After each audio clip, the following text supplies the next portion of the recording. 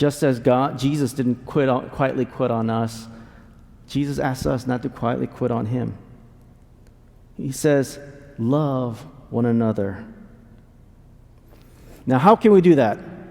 How can we follow this commandment that's called to love one another? I think one way is to make lunch. Both figuratively and literally, right? I know about church. I'm sure this church as well. I know, but in the chapel, man, it almost seems like you can't have a chapel event without food. There's always food involved with church. And that's great. We need to feed one another physically, but we also need to feed our souls. I think one of the reasons why we have food at church so much is because we have that opportunity. When you sit down and eat with one another, you can fellowship and really engage in conversation. Food is an awesome tool for that.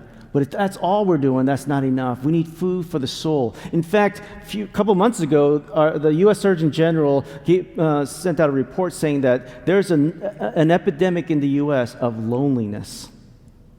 People are lonely and sad because they don't have community. And isolation like that not only is sad for the heart, it's actually a mental health problem. Building relationships isn't a program. We don't come and greet one another, say hello, and move on. It's really important, and that's what God calls us to do, to love our neighbor. In fact, I know you guys just had a whole summer of loving your neighbor. That is awesome.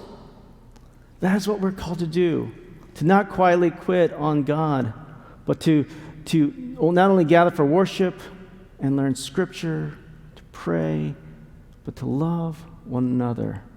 Not only those who love us back, not only our enemies, but even those who could simply ignore us. Neighbors whose houses you pass by every day without ever saying a word. God calls us to love our neighbor.